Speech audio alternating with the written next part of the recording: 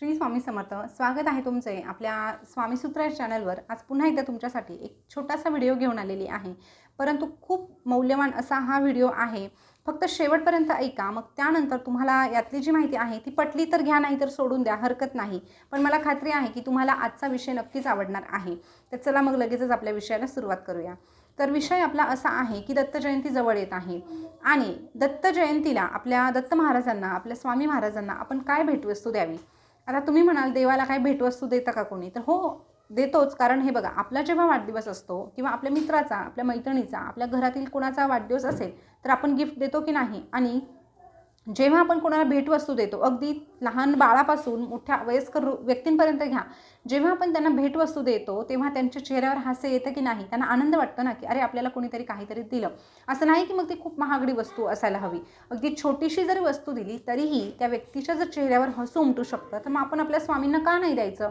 स्वामींना आनंद होणार नाही का. आपण दरवेळेस स्वामींना गृहीत धरतो की देव फक्त भक्तीचा भुकेला असतो, मग देवाला काय द्यायचं. तर नाही, आपलंही कर्तव्य आहे की देवाला काहीतरी द्यायलाच हवं. पण मग आता देवाला देणार काय, हा खूप मोठा प्रश्न आहे. म्हटलं तर सोपा विषय आहे, पण म्हटलं तर तितकाच तो मोठा आहे.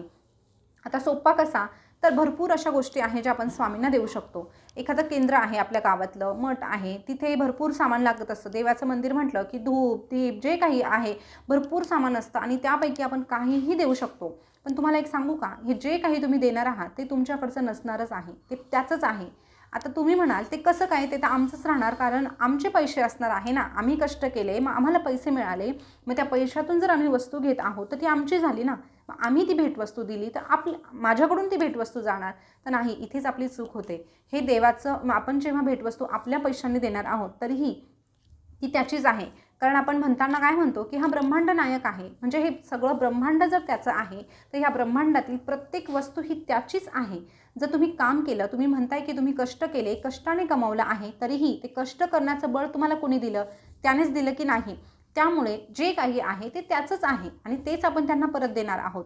त्यातही ते खुशच राहणार आहेत म्हणा, तरीही आपल्याकडचं असं काय आहे जे आपण त्यांना देऊ शकतो, हा थोडासा विचार करायला हवा. तर नक्कीच आपल्याकडची अगदी म्हणजे मौल्यवान अशी गोष्ट ती आपल्याकडे आहे, ती आपल्याला द्यायची आहे. आता त्या गोष्टीपुढे आपले हिरे मोती जे काही तुम्ही देणार आहात त्यापेक्षाही मौल्यवान ठरणारी ही गोष्ट असणार आहे. मग तुम्ही त्या ठिकाणी करोडो रुपये खर्च केले तरीही त्याची तोड त्याला येणार नाही. तर कुठली गोष्ट आहे, तर आपल्याला स्वामींना एक वचन द्यायचं आहे. आता वचन कुठलं द्यायचं, तर स्वामींना दत्त जयंतीच्या दिवशी स्वामी महाराजांच्या केंद्रात मठात जायचं, किंवा नसेल तुमच्या गावात मंदिर मठ, किंवा मग तुम्हाला त्या दिवशी जाणं शक्यच झालं नाही तर आपल्या घरात तर आहे ना, फोटो आहे, मूर्ती आहे, जे काही आहे तिथे समोर बसा आणि स्वामींना द्या. वचन द्यायचं आहे, स्वामींना सांगायचं आहे की स्वामी, या धावपळीच्या युगामध्ये माझ्या संसारामध्ये मला तुमच्याकडे यायला वेळच मिळत नाही. आता बरेच जण म्हणतील असं नाही बरं का ताई, आम्ही खूप सेवा करतो. करत असाल, खूप चांगली गोष्ट आहे, तुम्ही सेवा करत असाल. पण सेवा म्हटलं ना तर बऱ्याचशा सेवा आपण आपल्यासाठीच करत असतो, हेही तितकंच खरं आहे.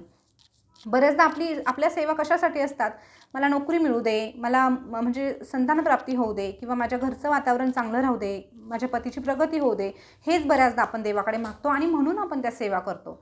असं आपण विनाकारण सेवा करत नाही. क्वचित असतीलही बरेच लोक, म्हणजे काही लोक अशीही असतात की ती निस्वार्थी भावनेने सेवा करतात, पण बरेचशी कारणं अशीच असतात. त्यामुळे आपल्याला निस्वार्थी भावनेने स्वामींना काहीतरी द्यायचं आहे. तर स्वामींना तिथे सांगायचं आहे की स्वामी, या धावपळीच्या युगामध्ये मला तुमच्याकडे बसायला वेळ नाही, तुमच्याशी हितगुज साधायला वेळ नाही, पण आजपासून मी ठरवणार आहे, मी तुम्हाला आजपासून वचन देतो की मी रोज दिवसातले 5 मिनिट का होईना तुमच्याजवळ बसणार, तुमची चौकशी करणार, दिवसभरात जे काही घडलं मी ते तुम्हाला सांगणार आणि तुमच्यासाठी, फक्त तुमच्यासाठी म्हणून मी तुमचं नामस्मरण करणार. अशा पद्धतीने तुम्ही स्वामींना सांगा. हे बघा, नामस्मरण, फक्त मी तुम्हाला नामस्मरण सांगत आहे. सेवा तर आपण इतर वेळेसही करतो, पण स्वामींना फक्त एवढं सांगायचं की इथून पुढे रोजचा दिवस मी तुमच्यासोबत घालवणार. सकाळी कामावर जाणार, मी स्वामींशी बोलून जाणार की स्वामी, मी कामावर चाललोय बरं का, मी घरी येणार, हातपाय वगैरे धुणार, मला नाही त्यावेळेस वेळ मिळाला, मी झोपताना स्वामींजवळ बसणार, 5 मिनिट का होईना पण मी स्वामींजवळ बसणार. स्वामी, दिवसभरात असं झालं, स्वामी दिवसभरात तसं झालं, हा मला असं बोलला, इथे माझं काही चुकलं नव्हतं, म्हणजे जे काही दिवसभरात घडलं आहे ते तुम्ही स्वामींना सांगा. आपण आपल्या घरातल्या सदस्यांशी बोलतो ना, घरी गेल्यावर तुम्ही बायकोशी बोलतात, बायको नवऱ्याशी बोलते, आईवडिलांशी बोलतात, मुलांशी बोलतात, मग स्वामींशी का नाही. स्वामी जर आपल्या घरामध्ये आहे तर त्यांच्याशीही गप्पा मारायला हव्या ना, की स्वामी फक्त एवढ्यासाठीच बसले आहे, स्वामी मला नोकरी मिळू द्या, स्वामी माझा पगार होऊ द्या, स्वामी माझं प्रमोशन होऊ द्या. यासाठीच फक्त स्वामी बसले का? तर नाही.